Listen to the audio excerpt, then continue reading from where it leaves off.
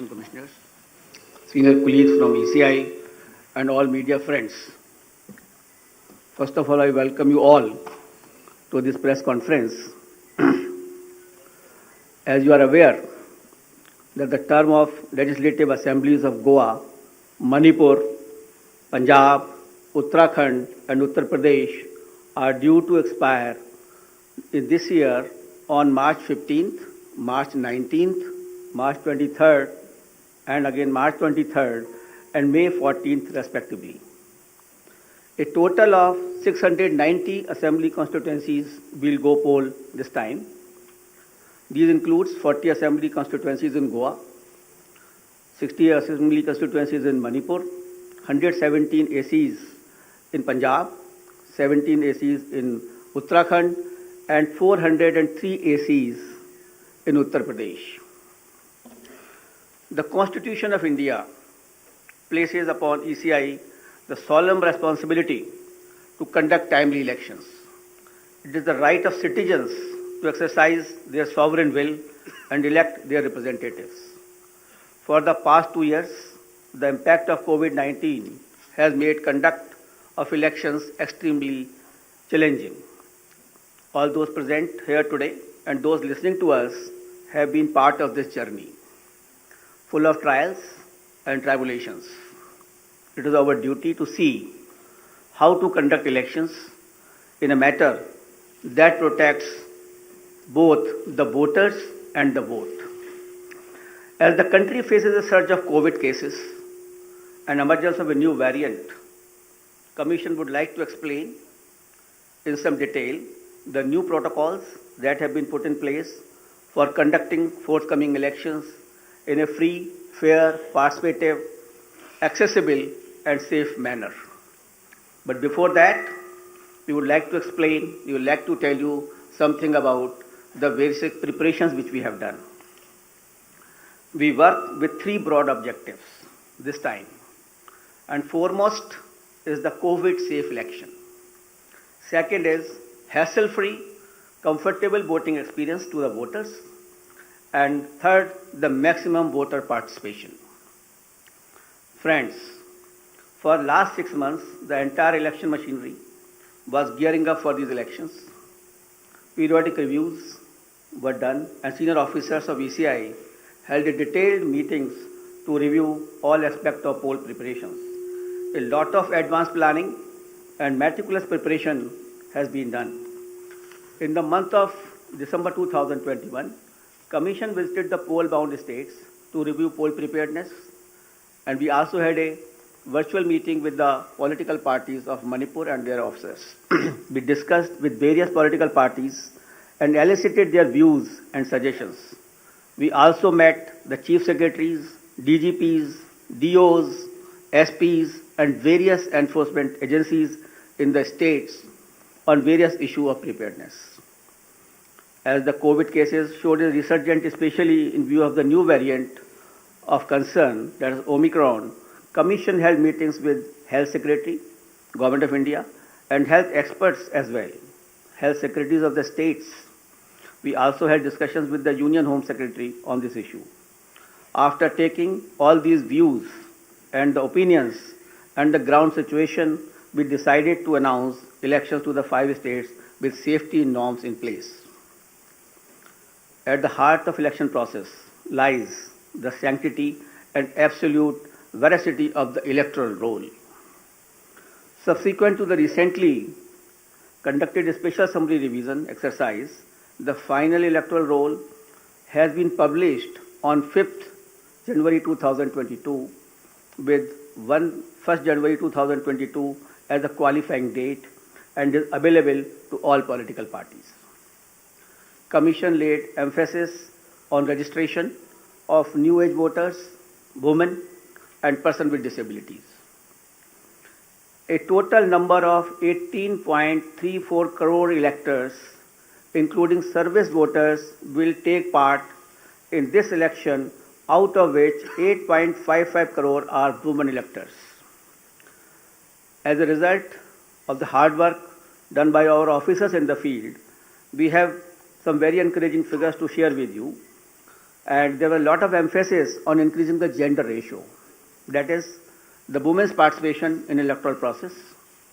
I am happy to say that it has been increased in all the 5 states, and as compared to the last assembly elections, and with Uttar Pradesh witnessing the maximum increase of 29 points, followed by Goa 24 points, Manipur 19 points, Uttarakhand 18 points, and Punjab 10 points. With this result, the gender ratio of various states is as under: Goa 1056, Manipur 1065, Punjab 902, Uttarakhand 928, and UP is 868. As many as 24.9 lakh first-time electors, that is between the age of 18-19, have got registered in the 5 states. And out of these, first-time women electors are 11.4 lakhs. In the 5 foregoing states, a total of 13.01 lakh PWD voters and 31.47 lakh senior citizens 80 plus age have been mapped. Their participation has been increasing, and their presence at the polling stations serves to inspire the younger generation. Service electors, the personnel and security forces deployed in India's far-flung borders, and mission staff, 5.29 lakh service voters will vote in coming elections. After the electors, I would like to tell you about the polling stations. Another area of focus for the Commission has been the facilities available at the polling stations. We had instructed all COs and all DOs to visit all major polling stations to see and to ensure that all assured minimum facilities are available on all the polling stations. And like AMF, like drinking water, waiting area, electricity, ramps, toilets has been made available at all polling stations. All polling stations shall be necessarily located at ground floor for the accessibility point of view. They will be equipped with all COVID mitigation facilities like sanitizers, thermal scanners, masks, gloves, so that they are absolutely safe to our voters. And in view of the pandemic situation, the maximum number of electors at a polling station has been reduced from 1,500 to 1,250. With this particular reduction in the number of voters at a station, we have to increase our polling stations to 30,330 more, and now the total number of polling stations is 2,15,368. So the number of polling stations have been increased by 16% than the earlier assembly elections of 2017. Another significant indicator of the pressure on polling booths is the average number of voters per polling booth. By reduction of these numbers, our numbers of range from 672 in Goa, 688 in Manipur, 699 in Uttarakhand, 862 in Punjab, and 862 in UP. So these are comparable to the best in the world. On an average, these are the numbers for per person for polling stations. So all stations are less than 1,000, and you see 688, 699, which is very comfortable, and we can give a very good polling stations experience to the voters. As a part of our firm commitment towards greater constructive participation of women in the electoral process, Commission has mandated that at least one polling station managed exclusively by women shall be set up in every assembly constituency. Our officers have identified even much more than that. There are 690 assembly constituency, but we are setting up a total of 1,620 such polling stations that will be totally manned by women staff and the women security personnel as well. This will definitely empower the women, will set an example for others. The women can come freely to cast their votes without any hesitation and without any problem. Similarly, some polling stations will be exclusively managed by persons with disabilities. That will also give a sense of confidence to the persons and an inspiration to others. We have made special arrangements for PWDs. Commission is truly committed to ensuring a comfortable polling environment to persons with disabilities. They shall be given priority for entering polling booths. provision made for designated parking spaces close to the entrance of polling stations. Volunteers shall be available to facilitate PWDs. Wheelchairs will be arranged. All polling stations will be having a gentle ramp so that there should be no problem to our persons with the disabilities. We have made arrangement for the postal ballot facility for absentee voters, and 3 types of absentee voters have been identified, that is the senior citizens with the age above 80 plus, the PWDs with the benchmark disability, and those who are COVID affected. A polling team consisting of 2 polling officials along with a videographer and security will then go to electors' house along with the voting compartment and get the electors to vote on the postal ballot. That is just like ECI at the doorstep of the voter. Candidates will be provided a list of such electors along with route chart and a schedule so that they may send their representative accordingly. Therefore, there is absolutely transparency as far as this absentee voter is concerned. We have also given a facility of online nomination to the candidates. This is an optional facility, and we would like the candidates should use this facility so that the physical contact can be reduced and online facility can be fully utilized by the candidates who are coming for contesting the poll. Friends, another important issue is the candidates with the criminal cases. Each and every voter has a right to know the background of the candidate. Among other measures to ensure ethical elections, emphasis is also given on mandatory publicity of criminal antecedents. Candidates with criminal antecedents are required to publish information in this regard in newspaper and through television channels on 3 occasions during the campaign period. Besides this, it is also mandatory for political parties to upload on their website at the home page detailed information regarding individuals with pending criminal cases who have been selected as candidates. Along with the reasons, the political party will have to give the reasons as to why this particular candidate has been selected and no candidate without any criminal antecedent was selected, and benevolity is not the criteria for the same.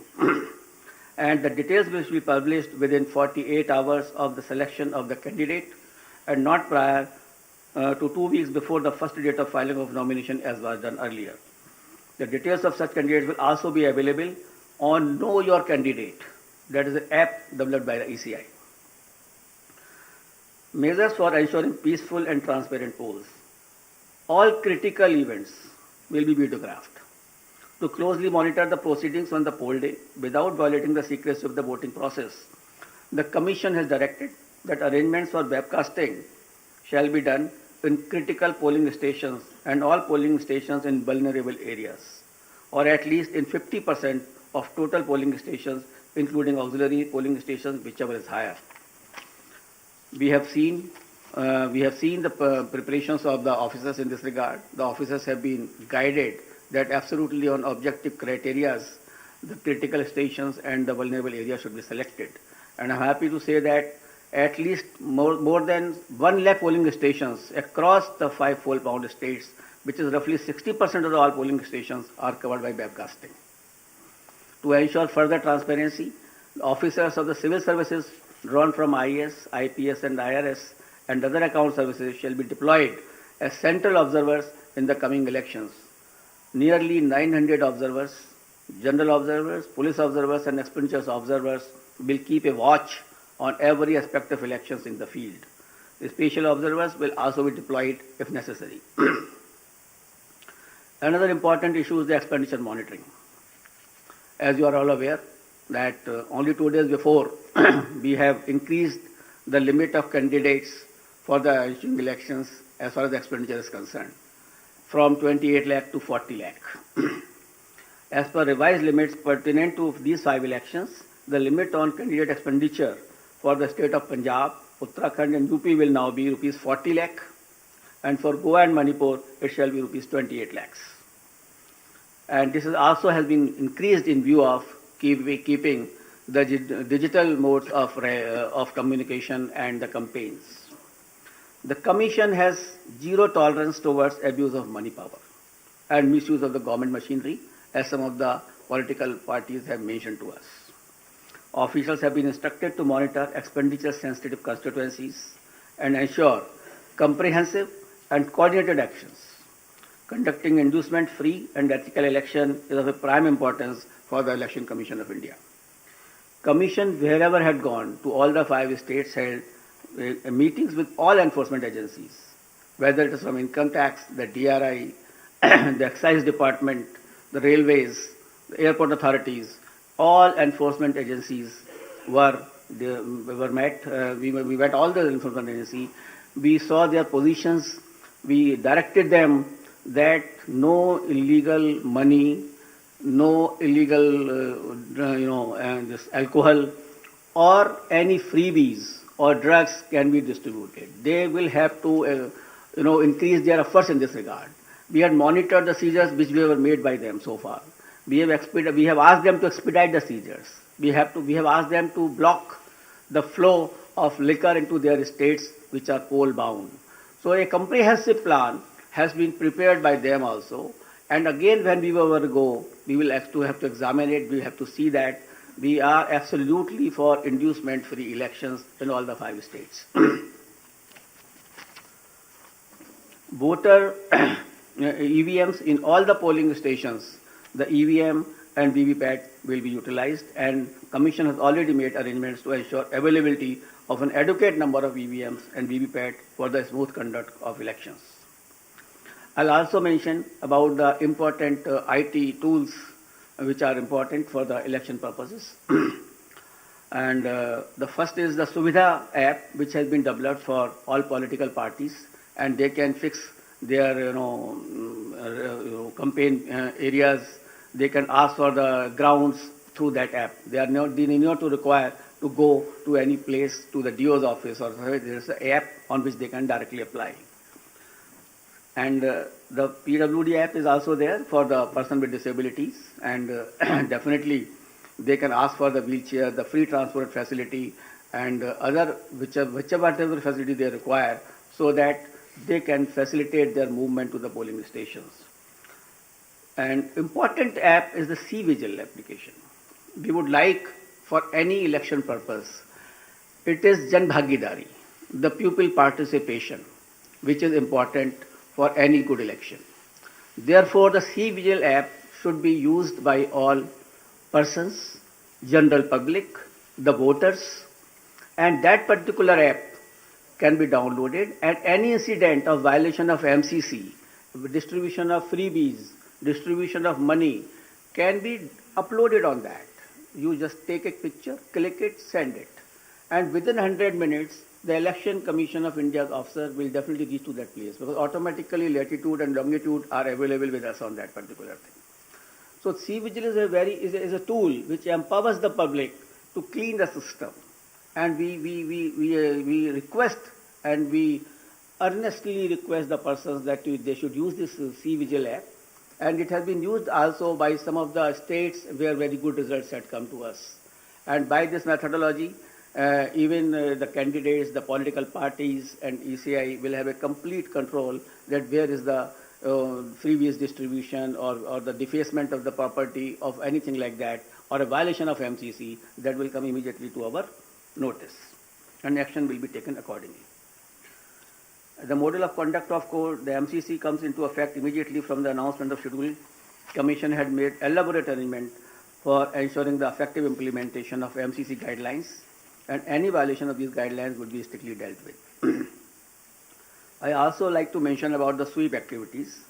Friends, sweep initiatives, that is the systematic voters education program which we have, is a very important program through which we reach to the voters, and we want voters to be aware about their rights. Voters should be aware about the polling booth safeties. The voter should know how to how to go to the polling stations, how to cast their vote, how to use EVM. So this is the basic thing, and how to increase the participation of the voters. That is a very big thing before us. So through our sweep activities, we will make outreach programs to our voters to make them aware about the safety standards at the polling booth, so that they can be assured that the polling booths are absolutely safe. We will tell them about the assured minimum facilities which are available on the booth. And similarly, a voter's guide, a small voter guide will also be provided to the voters along with the epic card. And the first time voters will also be given a letter giving in the voting and the various features as to how the elections are to be conducted to make them empowered actually. Until and unless you make the voters empowered, until and unless they realize their duties and unless they are absolutely informed, the election process will not be clean. So it is our endeavor through the sweep activities or otherwise that outreach program should be absolutely vibrant and we can reach to the voter. And one more important area for the voter participation, that we have identified all the polling booths where the voters' participation was less in comparison to the earlier years or otherwise also. That the national average or the state average is suppose 80%, and then we have identified the polling stations where it was much less. So the targeted intervention will be made by the sweep activities, by the BLOs, and to find out that why that particular percentage was less. For a strengthening of the democracy, it is essential that all persons should participate. The 60% or less or 50% participation is not sufficient. And the Election Commission of India is trying its level best to make a targeted intervention to motivate the persons that they should come out to the polling in large number of the cases. Now I come to COVID protocols and COVID safe elections, I think for which many persons are waiting and lot of queries are coming even before announcement of the polls. I will start that there were a lot of queries on this issue, that what will happen, what is going to happen. But I would like to start with a very, couplet. यकीन हो तो कोई रास्ता निकलता है, हवा की ओट भी लेकर चिराग जलता है. So therefore, यकीन होना चाहिए.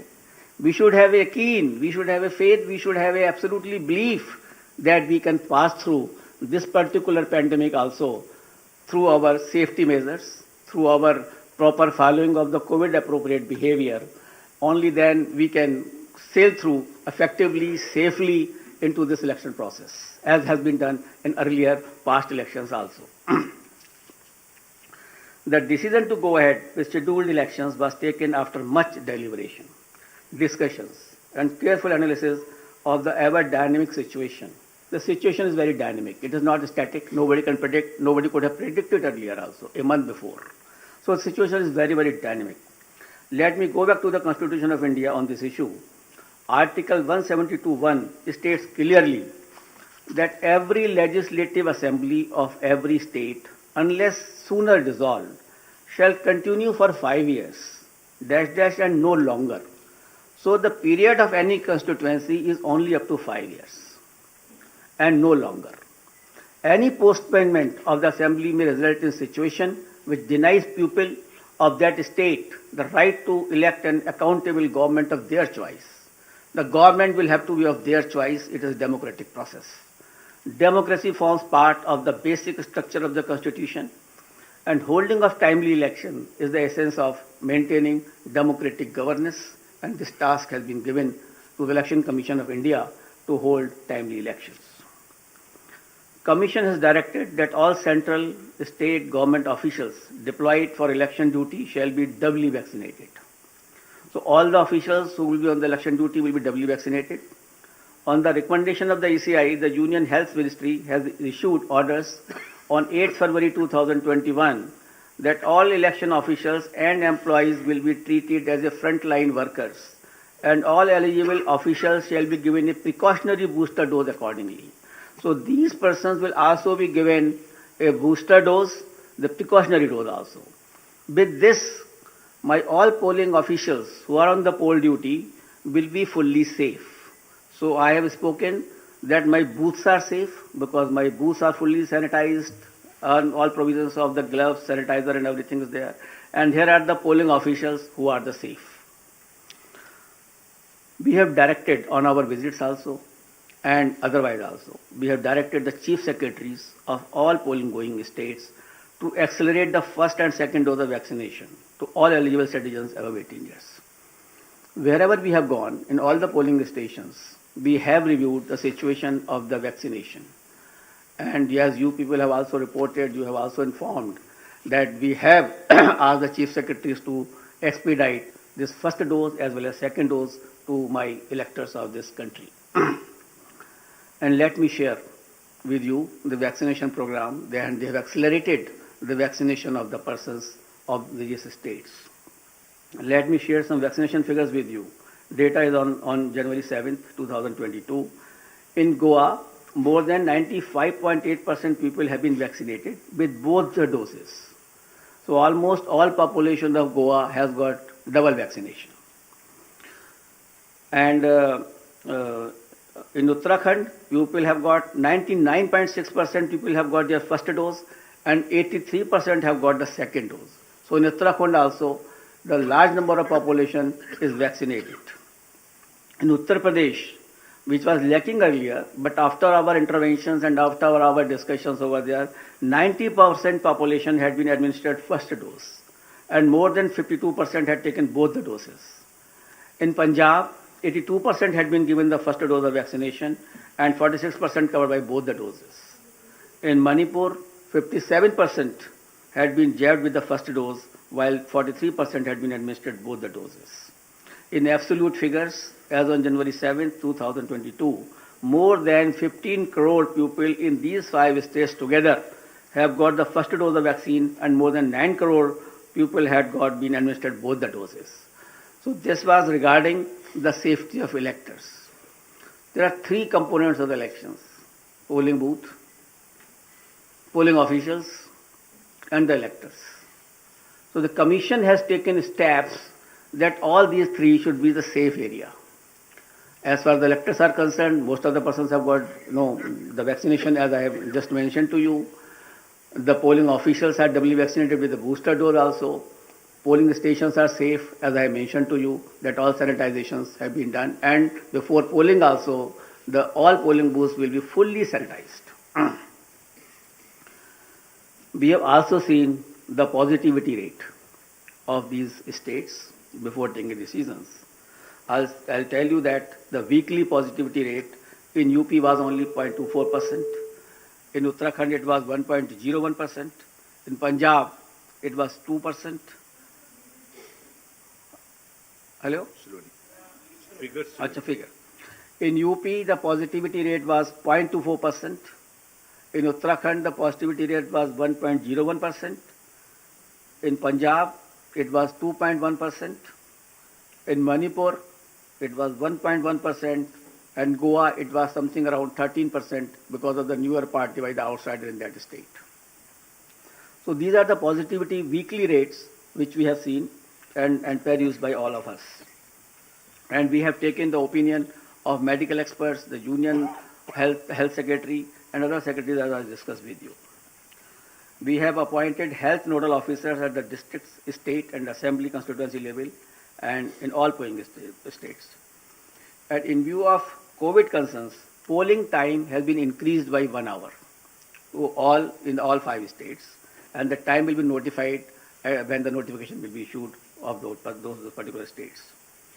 In view of emphasis on non-contact based campaign during pandemic conditions, Commission has decided to double the free equitable time allotted to the recognized political parties on Doordarshan and AER during these elections. It is expected that all stakeholders, namely political parties, candidates, campaigners, voters, and authorities engaged in the election process shall be conscious of their prime duty towards public health, safety, and therefore shall abide by the general instructions and other norms of COVID-appropriate behavior as mandated by the respective authorities prescribed.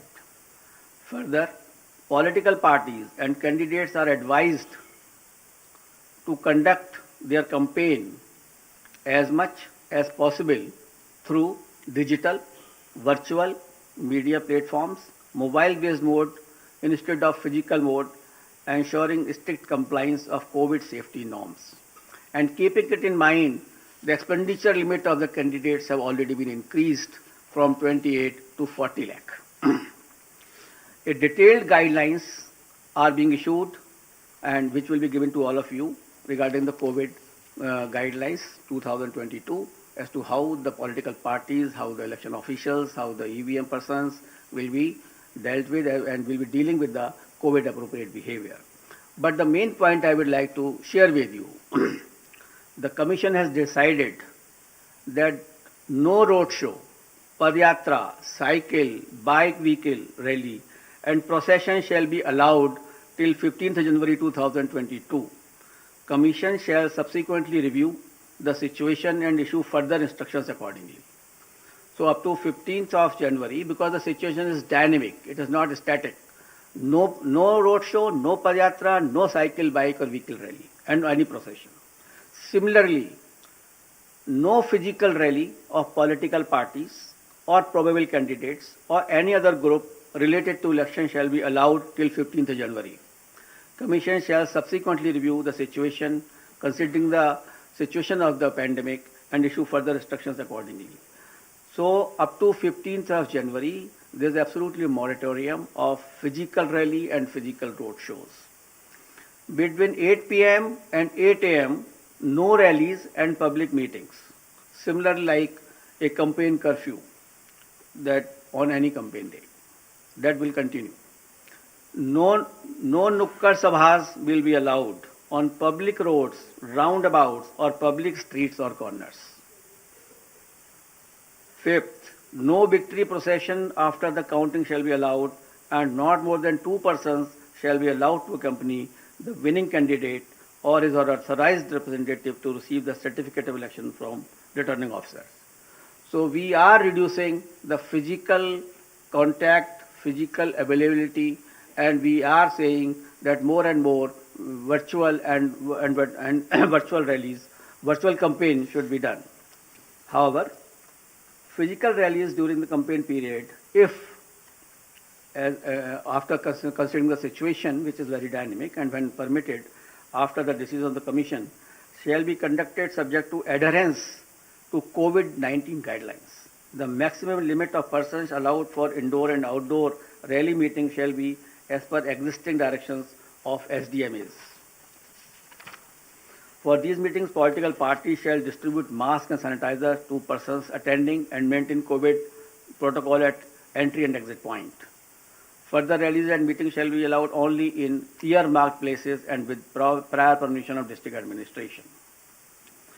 Door-to-door campaign, a maximum of 5 persons including candidates, excluding security personnel if any, shall be allowed to do door-to-door campaign. Each political party candidate shall have to furnish an undertaking in the application form under Suvidha that it shall abide by all the extant instructions, guidelines in this regard. So an undertaking will also be taken whenever any rally will be allowed. Later on, when we review the situation after 15th or something like that, only then again also these undertakings, COVID guidelines have to be strictly followed with each and every person who is involved in the campaign. Let him after please that. Finish. We'll take up your questions thereafter. Non-compliance of instruction. Anybody violating the instructions on COVID measures will be liable to proceed against as per the provisions of the Disaster Management Act, besides legal action under IPC and other legal provisions as applicable. And the prime responsibility will be resting with the CS and DO as mandated under the DM Act. And our guidelines specifically reiterate this legal position, and the guidelines will be given to each and every one of you. It is reiterated that in case of breach and disregard to the above guidelines, the Commission will not hesitate in cancelling the rallies or not allowing any further rallies by that party. So the COVID protocol is absolutely quite restrictive and quite strong basically that way, so that we can see that no physical rally will be done up to 15th